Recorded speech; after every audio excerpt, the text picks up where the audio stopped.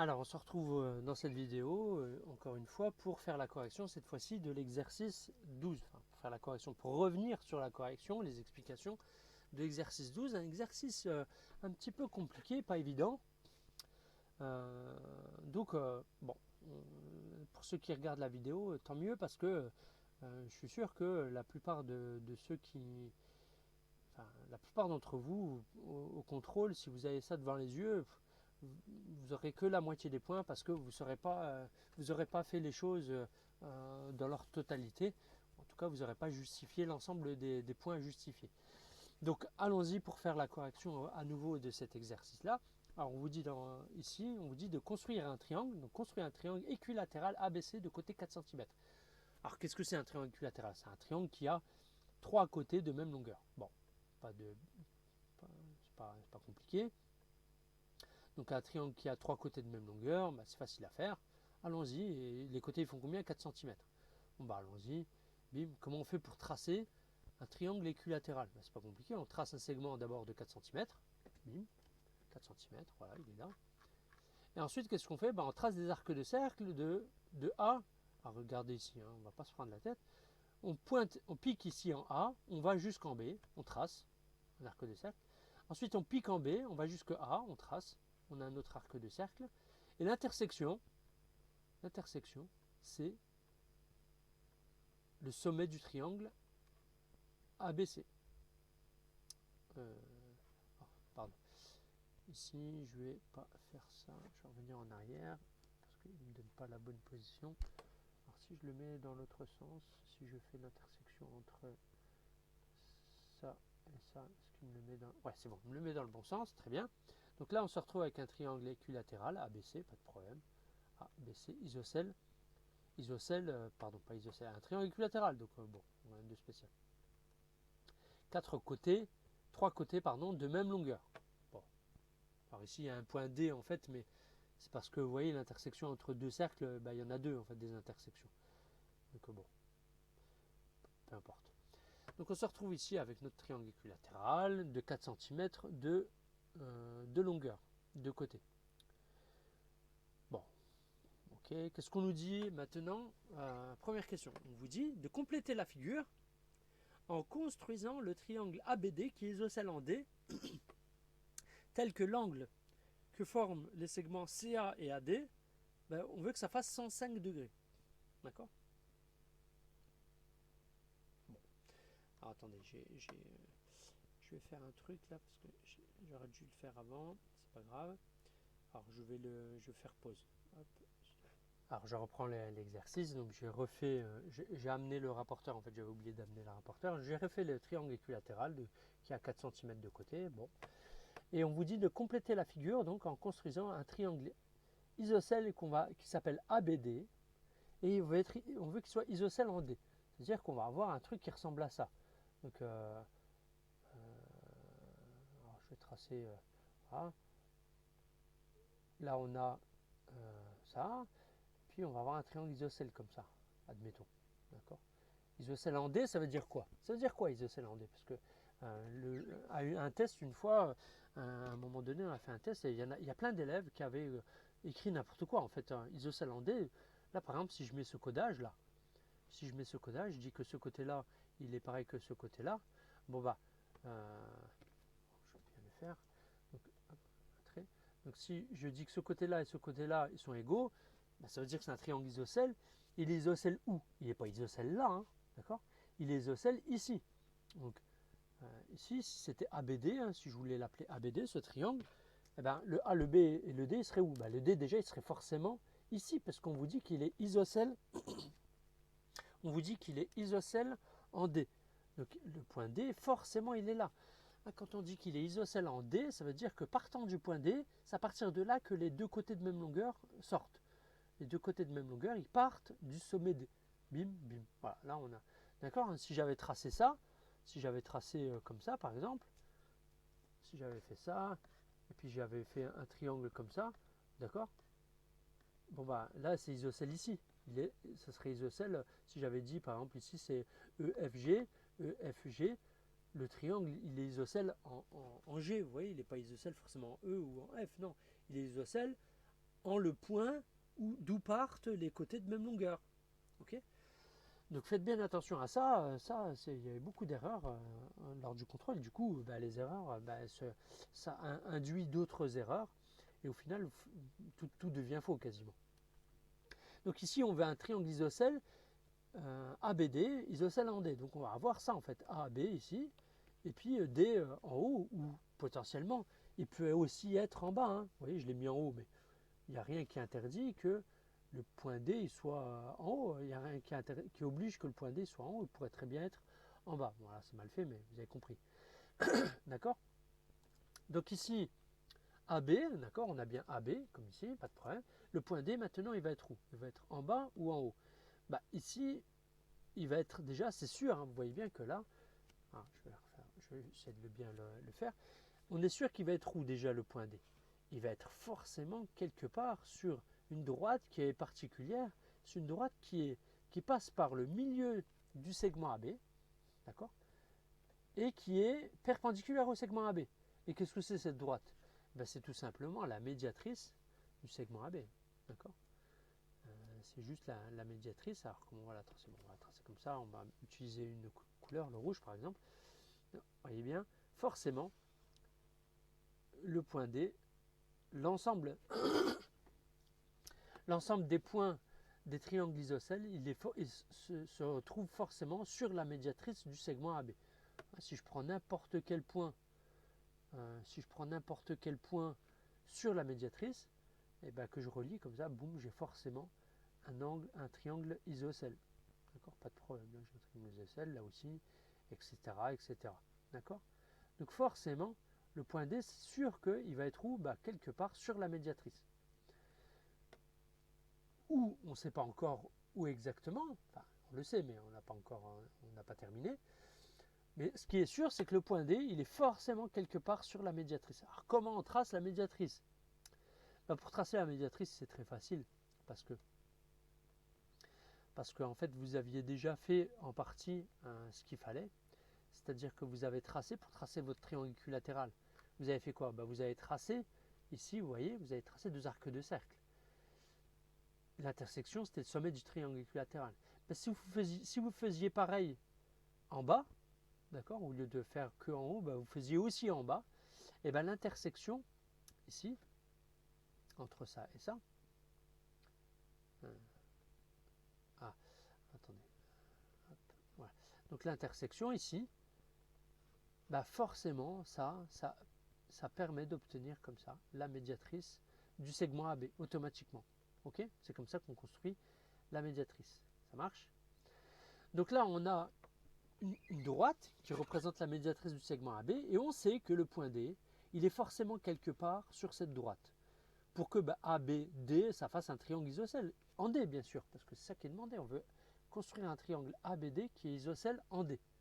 Donc on a déjà AB, et puis D va se balader quelque part là-dessus. Où exactement? On va pouvoir le dire maintenant, parce qu'on sait que l'angle en A, l'angle que forme le segment CA avec le segment AD, donc CA il est là, donc l'angle en A, CA, et après D il va se balader quelque part ici, donc CAD, ça va forcément faire 105 degrés. Et mesurons avec le rapporteur 105 degrés. Donc on prend le rapporteur, on le fixe où? En A, on se met en A, donc on va essayer de bien le mettre, hop, on le met ici en A, on va essayer de s'aligner convenablement, donc on se met bien à ce qu'on se met ici. Alors vous voyez, si je fais ça, là je suis en train de mesurer par rapport au segment AB, mais ce n'est pas par rapport au segment AB que je veux faire la mesure, c'est par rapport au segment CA, d'accord? On pourrait le faire aussi par rapport au segment AD, mais le point D on ne l'a pas encore justement, donc le seul segment qu'on connaît c'est CA, donc on va venir se caler sur CA. On ne va pas se mettre comme ça par exemple. Bien que si on se met comme ça, CAD, c'est vrai, on pourrait mesurer et dire que l'angle en D, la direction, elle est comme ça, quoi. Donc on pourrait mesurer 105 degrés à partir de là, 0, bim, 105 degrés. Ici, du coup, la direction, elle serait comme ça. Bon, ce serait un peu bizarre. C'est pas ça qu'on veut faire en réalité. Nous, ce qu'on va faire, en vrai, c'est se caler comme ça. Et ouvrir et ouvrir à partir du 0 ici et compter 105 degrés. Donc faisons-le. Donc on compte à partir du segment CA, on va ouvrir le segment CA, on va pivoter autour du point A et on va obtenir comme ça la direction. Attention, hein, la direction. Et là pareil, à nouveau, 105 c'est où? Là il y a 100. 105 ça pourrait être là, ça pourrait être là. Vous voyez, j'ai vu aussi des erreurs de ce type-là. Là, vous avez 100, puis vous dites 105 c'est là. Mais en fait non, attention. Prenez soin de compter en fait. Vous comptez à partir de combien? À partir de 0. Donc allons-y, 0, 10, 20, 30, 40, 70, 80, 90, 100, 105, c'est ici, vous voyez? 105, c'est ici, c'est pas ici. Donc faites bien attention à ça. Donc, on va essayer de placer un peu plus précisément, voilà. Là, c'est bon, on a la direction 105, et là, attention, à nouveau. Alors, je vais essayer de ne pas faire de bêtises. J'ai fait une bêtise. Donc, ici, à nous, vous voyez, donc je retire ça, je n'en ai plus besoin du rapporteur. Hop. Ici, attention, hein, le point là que je viens de placer, c'est la direction 105 degrés. D'accord? Tout ça, ça fait 105 degrés. C'est pas la position du point D. Hein. C'est pas la position du point D, absolument pas. Hein. Il ne faut pas relier comme ça. Hein. Ça, c'est juste un point qui donne la direction 105 degrés. Le point D, on sait qu'il se balade quelque part sur la médiatrice. Il doit être sur la médiatrice et en même temps, il doit être sur la direction 105 degrés. Il est où forcément? Nécessairement à l'intersection entre la médiatrice et la direction 105 degrés, il est là. Donc ce point-là, c'est lui qui s'appelle D. Je vais copier ça, ça. Et je vais donner le nom qui va bien, qui s'appelle D. Ok. Donc ça, c'est notre point D qu'on recherchait. Et maintenant, le triangle ABD isocèle en D, qu'est-ce que c'est? C'est ça, tout simplement. Il est là, le triangle ABD isocèle en D. Ok? Donc là, il nous reste à faire ça. Ça, bon, on va le laisser, vous avez compris. Mais bon. Ah. D'accord? Donc le triangle, normalement, à la fin, c'est ça la construction que vous devez avoir. Ici, il va y avoir des arcs de cercle. N'effacez pas les traits de construction. Hein. Là, je les ai effacés pour que ce soit plus lisible. Mais vous, moi, j'ai besoin de savoir comment vous avez réalisé votre construction. Donc, autant quand il y a un problème, s'il n'y a pas de calcul, il n'y a pas de point. Et pareil en géométrie, s'il n'y a pas de trait de construction, il n'y a pas de point. Les traits de construction, c'est l'équivalent des calculs dans les problèmes. Vous devez absolument faire apparaître les traits de construction. C'est ça qui me permet de savoir comment vous avez réalisé votre figure et si vous avez bien validé les compétences qui sont évaluées à ce moment-là. Vous devez absolument, si vous m'effacez tous les traits de construction, je ne sais pas dire comment vous avez fait. Donc pour moi, c'est juste la réponse et il n'y a pas de calcul. Du coup, il n'y a pas de point. Pas de calcul, pas de point, pas de trait de construction, pas de point. Ok ? Donc laissez les traits de construction, ne les effacez pas, j'en ai besoin pour vous évaluer. Bien, donc là on a réussi à faire ça. Maintenant, qu'est-ce qu'on nous dit à la question B? On vous dit quelles sont les mesures des angles du triangle ABD. On vous demande de justifier. Donc, voilà, dans le triangle ABD, ici, quelles sont les mesures de chacun des angles ici? Cet angle-là, il vaut combien? Cet angle-là, il vaut combien? Cet angle-là, il vaut combien? Bon, alors, je vais copier ça. Je vais le coller dans le petit document qui va me permettre d'écrire. Hop, comme ça. Là, hop. Je le copie. Ça, j'en ai plus besoin. Je vais tout enlever.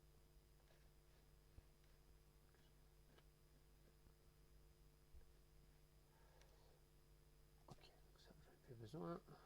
Ça non plus. Plus contrôle V. Je vais mettre en tout petit. En petit.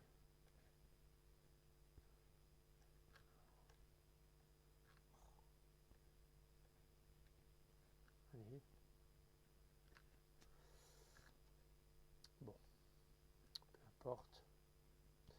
Bon, ok, c'est bon. Donc là, on a notre figure. Et on veut donc la mesure des angles. Alors, je vais les mettre en vert, par exemple. Donc, on veut l'angle où? On veut les trois angles du triangle, la mesure des trois angles du triangle ABD. Donc, ici, donc cet angle-là, l'angle en A, l'angle en B et l'angle en D. C'est ces angles-là qu'on veut. D'accord? Bon, comment on peut faire? Déjà, nous, on sait que il y a du codage qu'on peut mettre. Pourquoi? Parce que le triangle, il est comment? Il est isocèle en D. C'est-à-dire que partant du point D, ce côté-là et ce côté-là ont même longueur. Mais en fait, il se passe quelque chose d'autre aussi par rapport aux angles. Quand on a un triangle isocèle, quand on a un triangle isocèle, comme ça, c'est moche. Quand on a un triangle isocèle, alors comment je peux faire? Bon, on va faire comme ça. Donc hop, un triangle isocèle, admettons que je le mets bien pointu, comme ça vous voyez bien ce que je veux dire. Et bien, les angles à la base, ça c'est un résultat de cours, autant les côtés ici, ils ont même longueur, et bien les angles à la base, ils ont même mesure. Les angles à la base ici, ils ont exactement même mesure. Ok? Ça, c'est une propriété des triangles isocèles. Ça veut dire que cette mesure-là, cet angle-là et cet angle-là, c'est forcément les mêmes. D'accord? Et du coup, si c'est les mêmes, si cet angle-là et cet angle-là, c'est les mêmes, si on connaît lui, on connaît lui. Et si on connaît les deux là, on pourra déduire le troisième, parce qu'on sait que la somme des angles, ça fait 180 degrés. D'accord? Bon, donc la question finalement, c'est comment déterminer la mesure de cet angle-là en particulier? Comment on peut faire? C'est pas bien compliqué en vérité, parce que ici, on vous donnait dans l'énoncé tout ce qu'il y avait à savoir. Parce que là, par exemple, cet angle-là, l'angle CAD, il est connu. L'angle CAD, il vaut 105 degrés. Donc je vais le mettre en bleu, par exemple. Ici, l'angle CAD, donc cet angle-là, je vais faire en gros, de là à là, ça vaut 105 degrés. Ok? Donc si on connaissait par exemple cet angle-là, ce serait bien, parce qu'il suffirait de faire la différence pour obtenir cet angle-là. Mais oui, on le connaît, l'autre angle évidemment, on le connaît. Pourquoi? Parce qu'on sait que le triangle ABC, c'est un triangle comment? C'est un triangle équilatéral. D'accord? C'est un triangle équilatéral, le triangle ABC. Donc, c'est très bien, parce que vous savez un résultat de cours par cœur. Vous savez que dans un triangle équilatéral, tous les angles du triangle, ils sont égaux, ils valent tous combien? 60 degrés. Donc là, il y a 60 degrés. Et là aussi, partout, il y a 60 degrés. Mais c'est lui qui nous intéresse. C'est ici que ça nous intéresse. Cet angle-là, il vaut 60 degrés. Donc cet angle-là, il est facile à calculer. C'est tout simplement la différence entre 105 et 60. On fait 105, on retire 60. On a bien l'angle qu'on cherche. D'accord? Donc rédigeons tout cela. D'accord? On ne va pas juste faire le calcul pour ceux qui se demanderaient. Juste écrire 105 moins 60, ça fait 45 degrés. Juste ça comme réponse, vous n'aurez pas beaucoup de points parce que déjà, l'exercice on l'a déjà fait en classe, donc tout le monde connaît le résultat. Donc j'attends un peu plus quand même que juste ce calcul-là. Il faut justifier. Autant 105 degrés est donné dans l'énoncé, mais 60, c'est pas écrit. Donc il faut justifier d'où il vient le 60. Et il faut justifier pourquoi on fait une soustraction. Enfin bref, il faut essayer d'écrire autre chose, en tout cas plus que juste ce simple calcul. D'accord? Si vous écrivez que ça, vous aurez des points, mais vous n'en aurez pas beaucoup. Donc voilà ce que j'attends au contrôle si vous avez cet exercice-là sous les yeux. Donc comment on a fait pour trouver cette valeur-là? Déjà, on a dit que cet angle-là, il fait 105. C'est écrit dans l'énoncé. Ça, pas besoin de justifier. Et on a dit quoi? Que le triangle ABC, il est équilatéral. Donc l'angle en A, il vaut 60. Et comme l'angle ici, c'est tout ça moins ça, il suffit de remplacer. Donc allons-y. Donc d'après l'énoncé, on va l'écrire comme ça, d'après l'énoncé,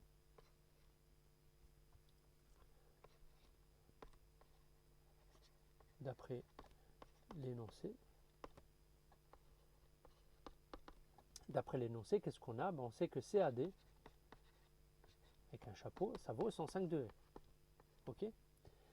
Et d'après l'énoncé égal, on a ça. D'après l'énoncé, on sait que l'angle il fait 105 degrés et on sait que le triangle ABC est équilatéral. Et ABC est équilatéral.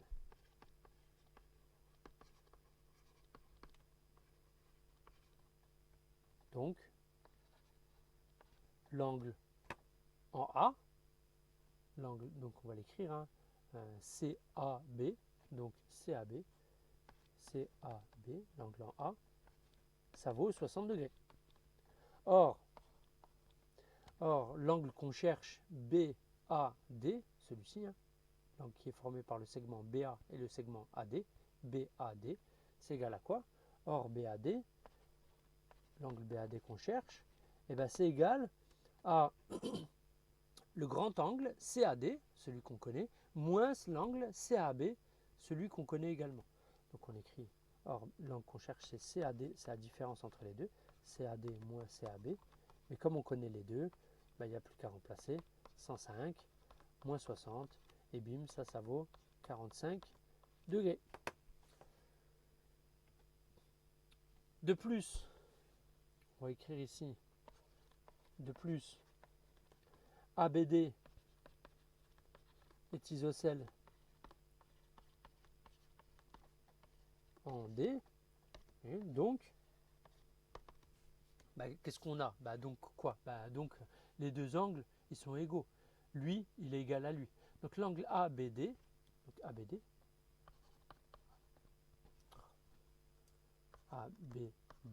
c'est égal à l'angle. Donc l'angle ici ABD, lui, il est égal à lui, à l'angle BAD. Mais l'angle BAD, on le connaît, on vient de le calculer. L'angle BAD, il est là. Ça vaut 45 degrés. Donc on écrit qu'il est égal à 45 degrés. Du coup, là, on conclut que le deuxième angle ABD, il vaut aussi 45 degrés. Bien. Finalement, on va pouvoir écrire que l'angle en D, le troisième angle en D, on va pouvoir le calculer en faisant la différence avec 180. Donc finalement, l'angle ADB, donc l'angle en D, hein, ADB, finalement,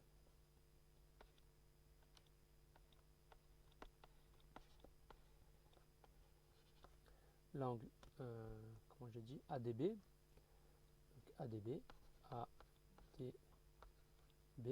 c'est égal à quoi? 180 moins 45 moins 45. Ça nous fait 180 moins 90. D'accord, ça fait 90 degrés. Ok, voilà, on a calculé comme ça tous les angles du triangle ABD. Celui-ci, celui-ci, celui-ci. Bon. Que dire alors du triangle ABD? Ça pourrait être la question C, mais ça reste dans la question B. Bon, on voit bien là, si là il y a 90 degrés, ça veut dire quoi? Ça veut dire qu'ici il y a un angle droit en fait. Donc ce truc-là, on peut enlever ça et mettre le codage qui va bien et dire que l'angle ici en fait en réalité il est comment? Il est comme ça, c'est un angle droit. Ouais, c'est moche. Je vais bien le faire, hop. Ouais. Utiliser ça sera plus simple. Donc un trait comme ça, bim. Voilà. Donc là il y a un angle droit. Ok? Pourquoi? Parce que on vient de le prouver. On vient de prouver que l'angle en D il vaut exactement 90.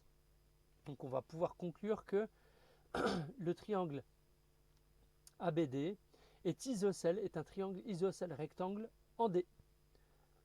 D'accord? ABD est donc un triangle isocèle. Ça, on le savait. Mais en plus, il est rectangle. Il faut toujours dire en quoi il est isocèle et en quoi il est rectangle. C'est en D. Voilà.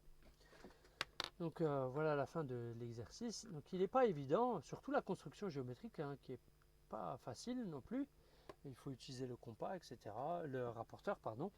Donc si vous avez du mal avec le rapporteur, entraînez-vous tout simplement à la maison à utiliser le rapporteur, comme ça au moins le jour du contrôle, vous ne serez pas en difficulté. Voilà, merci de votre attention, à bientôt.